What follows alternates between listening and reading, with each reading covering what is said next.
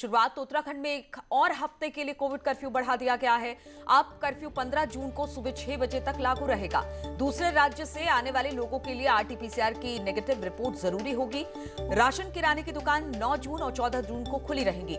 शराब की दुकानें भी 9, 11 और 14 जून को खुलेंगी। सुबह 8 बजे से 1 बजे तक खुली रहेंगी दुकानें। 11 और 14 जून को ऑटोमोबाइल की दुकानें खोली जा सकेंगी। मैदानी क्षेत्रों में पहाड़ में जाने के लिए भी नेगेटिव रिपोर्ट जरूरी होगी। अर्बन और रूरल एरिया में उद्योग संचालन की अनुमति रहेगी।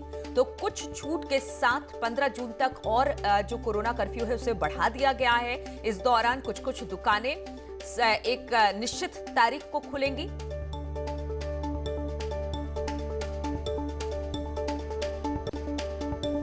तो 15 जून सुबह 6 बजे तक के लिए अब एक बार फिर से कर्फ्यू लागू रहेगा और कुछ छूट के साथ इस कर्फ्यू को लागू किया गया है। सुनील नवप्रभात इस वक्त हमारे साथ जुड़ गए हैं। सुनील, हमने देखा कि इस बार 7 जून के बाद से लगातार पूरे देश भर में अनलॉक की प्रक्रिया शुरू हो गई है, यानी कोरोना कर्फ्यू में ढील दी गई है।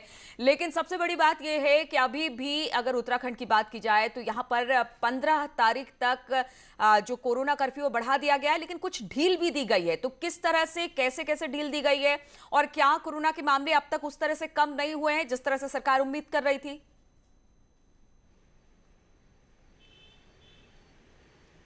देखिए नीलू, सरकार ने बहुत सदे हुए कदमों से आगे बढ़ रही है कोरोना संक्रमण के मामले में। जो हम देखते हैं कि जो ढील भी दी गई है वो एक बहुत सोच समझ कर ये ढील दी गई है कि 9, 11 और 14 3 दिन हफ्ते में रखे गए हैं, जिसमें अलग अलग क्रम में दुकानें खुलेंगी। और खासकर इसमें वो इम्पैक्ट भी दिखता है कि इस बंदी के कारण जो सरकार को आर्थिक तौर पर नुकसान हो रहा है। हम अगर आबकारी की बात करें, शराब की बात करें, तो इन 2 महीनों में अप्रैल और मई में सरकार को करीब 300 करोड़ के राजस्व का लॉस हो चुका है शराब की दुकानें बंद होने के कारण। तो इसमें ये झलक भी दिखती है कि सरकार ने अब इस हफ्ते 3 दिन 9 मई, 11 मई और 14 मई को शराब की दुकान खोलने का ऐलान किया है। हालांकि इसका समय 1 बजे तक का निर्धारित किया गया है। इसके साथ ही चाहे वो परचून की दुकान हो, जो फल सब्जी और डेयरी से जुड़े जो जरूरी सुविधाओं की दुकानें, उनको भी खोलने का रखा गया है। कपड़ा और गारमेंट की जो दुकानें हैं 11 जून को वो भी खुलेंगी 1 बजे तक। और इसके अलावा जो उद्योग हैं उनको भी कोविड प्रोटोकॉल के साथ खोलने की इसमें ढील दी गई है। तो फिर भी लेकिन जो अन्य नियम है, चाहे वो पहाड़ मैदानी क्षेत्रों से आपको पहाड़ में जाना होगा तो आपको आरटीपीसीआर या रैपिड एंटीजन टेस्ट की नेगेटिव रिपोर्ट अनिवार्य रखी गई है। यानी कि सरकार दोनों पहलुओं में बहुत सोच समझकर आगे बढ़ रही है कि लोगों को नुकसान भी न हो, जो आजीविका है वो भी चलती रहे, लेकिन जो कोरोना का संक्रमण है वो भी पूरी तरह से कंट्रोल में रहे। बिल्कुल सुनील, कह सकते हैं कि एक तो जीवन भी बचाना है, दूसरा आजीविका को भी चलाना है। तो इसलिए बहुत ध्यान से और स्टेप बाय स्टेप अब मार्केट और बाजार खुल रहे हैं। बहुत बहुत शुक्रिया आपका तमाम जानकारी हम तक पहुंचाने के लिए। और प्रदेश में लगातार कोविड के केस घटते जा रहे हैं। उत्तराखंड में बीते 24 घंटे में सिर्फ 446 केस सामने आए हैं, जबकि 23 संक्रमित मरीजों की मौत हुई है। वहीं ब्लैक फंगस का कहर अब भी जारी है। प्रदेश में अब तक 47 ब्लैक फंगस के मरीजों की मौत हो चुकी है, जबकि 18 मरीज ठीक होकर डिस्चार्ज भी हुए हैं।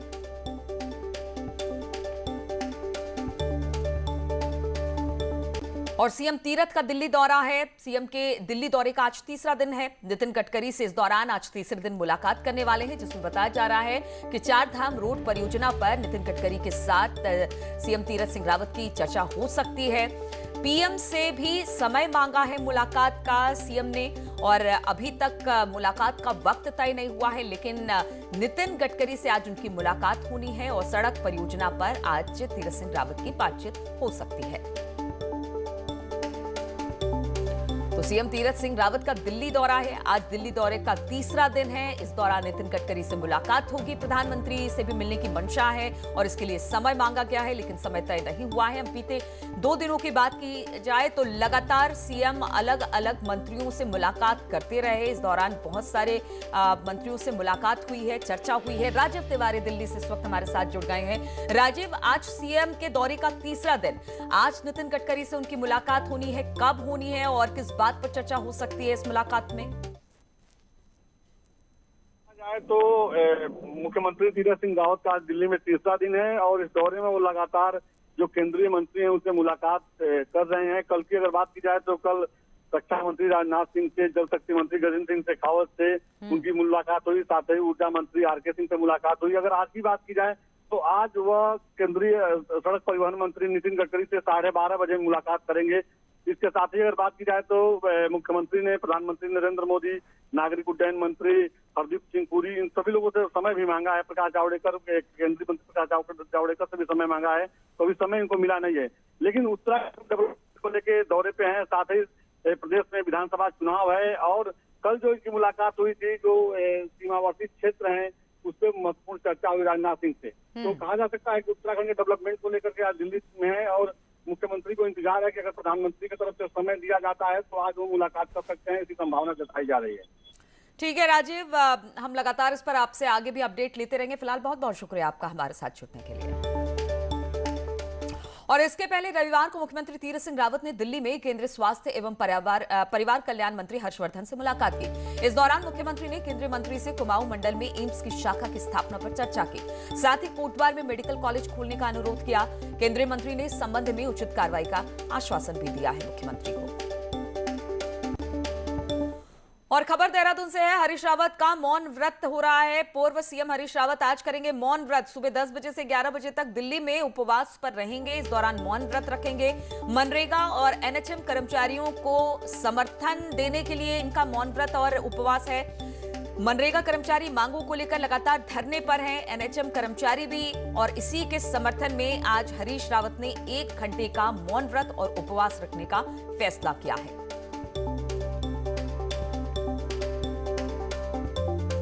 हरीश रावत दिल्ली में उपवास करेंगे। यहां पर मनरेगा और एनएचएम कर्मचारी जिस तरह से लगातार अपनी मांगों को लेकर धरने पर बैठे हैं, आज उनके समर्थन में हरीश रावत दिल्ली में 1 घंटे के लिए मौन व्रत और उपवास रखने वाले हैं।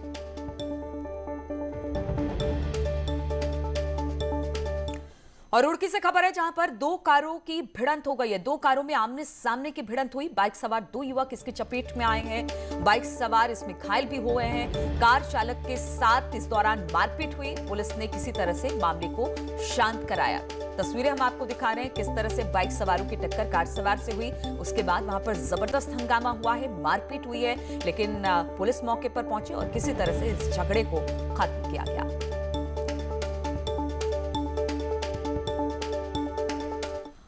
और हल्द्वानी के करीब जयपुर खीमा मोटा हल्दू की ग्राम प्रधान सीमा पाठक के पुत्र का आज फायरिंग करता हुआ वीडियो अब सोशल मीडिया पर खूब वायरल हो रहा है। कोरोना कर्फ्यू के दौरान सेलिब्रेशन और फायरिंग के वीडियो के क्षेत्र में खूब चर्चा हो रही है। आपको बता दें कि ग्राम प्रधान कांग्रेस से जुड़ी हुई है। इस बीच वीडियो के वायरल होते ही लालकुआ पुलिस ने ग्राम प्रधान सीमा पाठक, उनके पति कीर्ति पाठक, उनके पुत्र राहुल पाठक समेत कुल 7 लोगों के विरुद्ध कोविड कर्फ्यू के उल्लंघन, कोविड एसओपी उल्लंघन और लाइसेंसी हथियार के शस्त्र निरस्त करने संबंधी आईपीसी की धाराओं में मुकदमा दर्ज कर लिया है।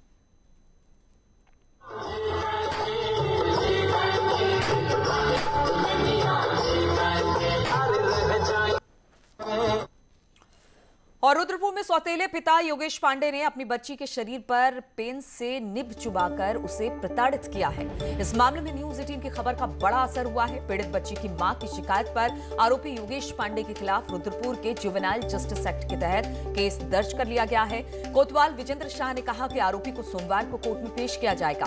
आपको बता दें कि आरोपी योगेश पांडे ने अपनी सौतेली बेटी के शरीर में पेन की निब चुबाकर उसे प्रताड़ित किया था। और उत्तराखंड फिल्म इंडस्ट्री में इन दिनों चमोली का परिधान हॉट टॉपिक बना हुआ है। टिहरी की रहने वाली एक्टर नताशा शाह ने चमोली के ड्रेस को लेकर कमेंट क्या किया। उत्तराखंड फिल्म इंडस्ट्री के साथ साथ पहाड़ के लोग आहत हो गए हैं।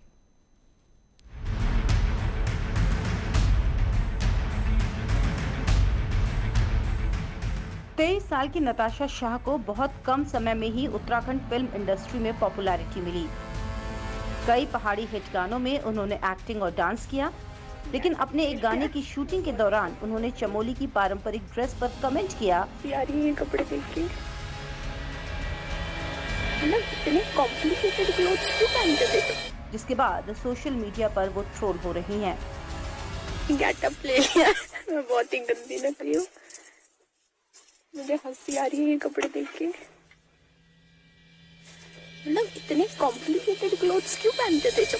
हालांकि नताशा ने अपने सभी सोशल अकाउंट से सारे पोस्ट अब डिलीट कर दिए हैं और लोगों से रो रो कर माफी तक मांग ली है। मुझे ऐसा नाम नहीं कमाना। वो अगर ये वीडियो देखेंगे मुझे रोते हुए देखेंगे। लेकिन उसके बावजूद फिल्म इंडस्ट्री से जुड़े लोग उनके इस बयान की निंदा कर रहे हैं। कैसे कोई क्या इस बात को लेगा, मैं नहीं सोचती ये चीज़। और आप लोगों ने ठीक है वो चीज़ ले ली, मेरा इंटेंशन वो नहीं था। I am really sorry for that. आपको जानना चाहिए कि लोक नृत्य क्या है, यहाँ किस तरीके के डांस होते हैं। ऐसा थोड़ी कि आप इसमें वेस्टर्न डांस करोगे गढ़वाली गानों पे। आपको पहले वो चीज़ सीखना पड़ेगा। और कैसे डायरेक्टर हैं जो इस तरीके के मतलब जो उत्तराखंडी कल्चर को नहीं जानते और उस तरीके के लोगों को अपने टीम में शामिल कर रहे हैं। वो जो वीडियो बना है वो हमारी शूटिंग के दौरान ही बना है और जो कि प्रोडक्शन के हिसाब से सही नहीं था, क्योंकि हम लोग पहले ही क्लियर कर देते हैं आर्टिस्ट को कि आप लोग इस तरीके के वो मत कीजिए कोई भी, क्योंकि क्या होता है कि वहाँ पर हमारा माहौल कुछ और ही होता है। सोशल मीडिया में टिहरी और चमोली को लेकर लोग आपस में कैंपेन भी चला रहे हैं। कुछ लोगों ने संस्कृति को बदनाम न करने पर गढ़वाली बोली में गाना भी बना दिया है। वहीं कुछ लोग इसे नताशा का चुलबुलापन बता रहे हैं।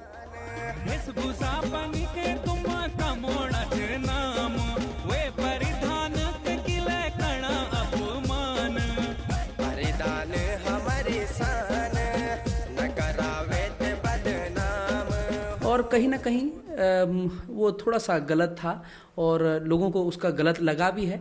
पर नताशा जी की अगर मैं बात करूं तो एक दो गीत हमने भी उनके साथ किए हैं, तो अब वो बड़ी चुलबुली टाइप की हैं। मैं अगर व्यक्तिगत उनका वो बताऊं, नेचर बताऊं। बहरहाल उत्तराखंड की संस्कृति को बचाने के लिए पहाड़ के लोग लगातार संघर्ष कर रहे हैं। ऐसे में अगर इस तरह के बयान सामने आएंगे तो पहाड़ की जनभावना का आहत होना लाजमी है। मुझे हंसी आ रही है ये कपड़े देख। न्यूज़ 18 के लिए देहरादून से भारती सकलानी की रिपोर्ट। इतने कॉम्प्लिकेटेड क्लोथ्स क्यों पहनते थे जब? और रुकेंगे यहाँ पर छोटे से ब्रेक के लिए। के चंडाक में नगर पालिका एक ऐसा वाटर पार्क तैयार कर रही है जो जल संरक्षण के साथ ही पर्यटन का प्रमुख केंद्र भी बन सकता है। यही नहीं, तैराकी की चाहत रखने वालों का शौक भी यहां पर पूरा हो सकता है।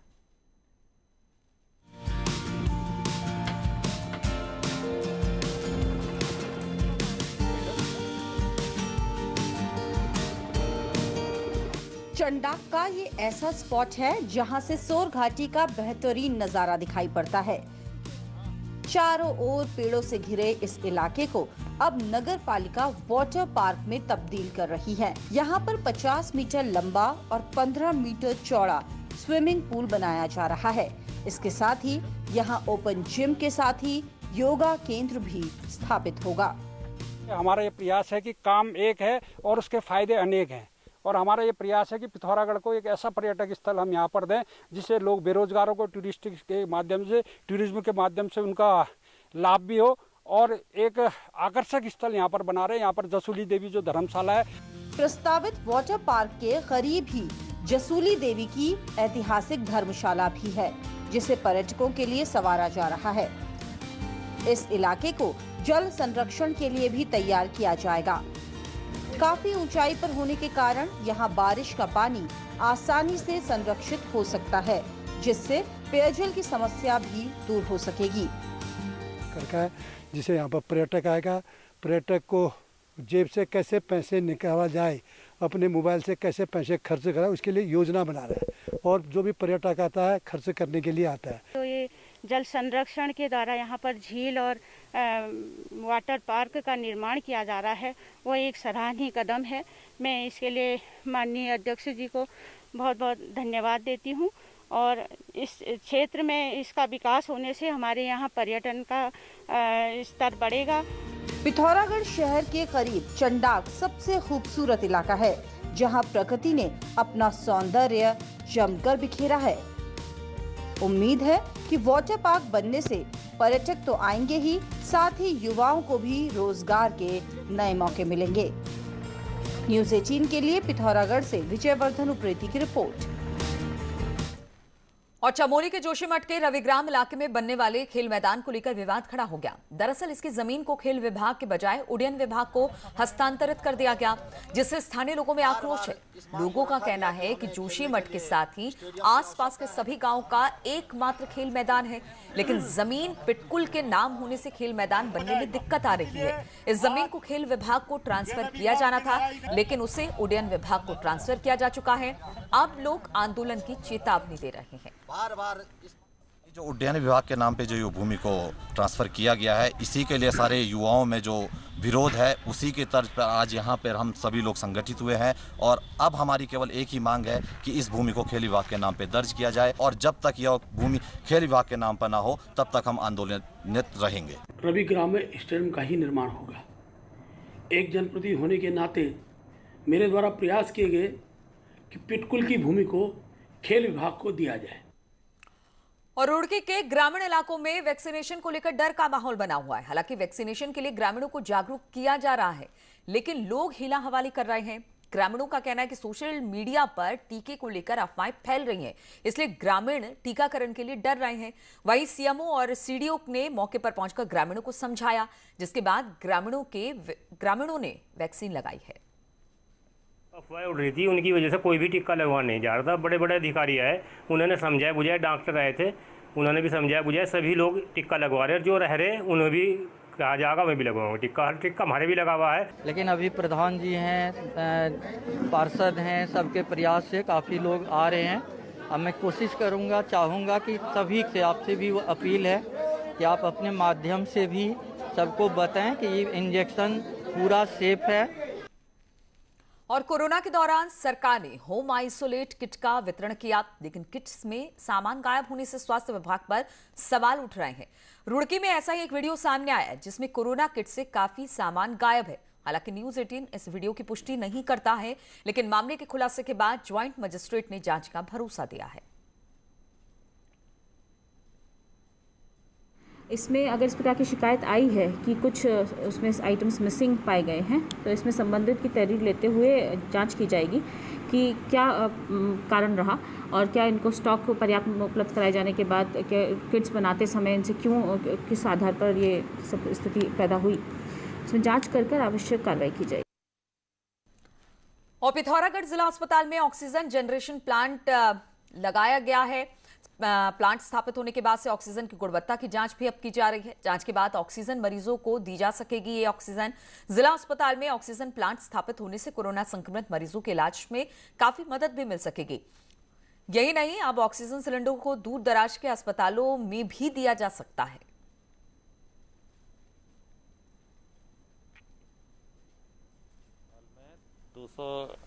लीटर पर मिनट का प्लांट लगाया जाना प्रस्तावित था, जो कि लगा दिया गया है। इंजीनियरों द्वारा उसको आज शुरू करा दिया गया है। उसकी ऑक्सीजन की गुणवत्ता जांचने के लिए इंजीनियरों द्वारा उसको गाजियाबाद भेजा गया है। जैसे उसकी गुणवत्ता की जांच होकर आ जाएगी, मरीजों को वो ऑक्सीजन उपलब्ध करा दी जाएगी। और रूस के स्पुतनिक वैक्सीन के लिए दूसरी बार डाले गए ग्लोबल टेंडर की डेट भी सोमवार को समाप्त हो गई, लेकिन सरकार को अब तक एक भी बिडर नहीं मिला है। उत्तराखंड के अधिकारी पिछले 1 महीने से स्पुतनिक वैक्सीन के लिए ग्लोबल टेंडर लगाने की बात कहते आ रहे हैं। हफ्ते भर के लिए टेंडर लगाया गया, लेकिन कोई बिडर नहीं आया। नतीजा, टेंडर की डेट 1 हफ्ते और बढ़ा दी गई है, फिर भी कोई बिडर नहीं आया। कारण तलाशे गए तो पता चला कि स्पुतनिक वैक्सीन के लिए ग्लोबल टेंडर लगाने जैसी कोई व्यवस्था है ही नहीं। स्पुतनिक का भारत में मात्र एक डिस्ट्रीब्यूटर है। कंपनी का नियम है कि इसी डिस्ट्रीब्यूटर से वैक्सीन खरीदनी होगी। राज्य सरकार ने अब डिस्ट्रीब्यूटर से करीब 20 लाख वैक्सीन खरीदी। ग्लोबल टेंडर का कल हमारा अंतिम दिन है, लेकिन चूंकि इसमें कोई भी वेंडर्स आ नहीं पा रहे हैं, क्योंकि जो स्पुतनिक का रेडीज के साथ जो वो एग्रीमेंट है, जो भारत में अपने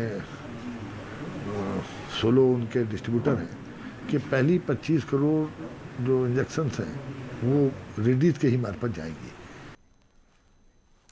तो इन्हीं तमाम खबरों के साथ इस बुलेटिन में फिलहाल इतना ही। रुकेंगे छोटे से ब्रेक के लिए, लेकिन ब्रेक के बाद भी लगातार खबरों का सिलसिला यहाँ जारी है।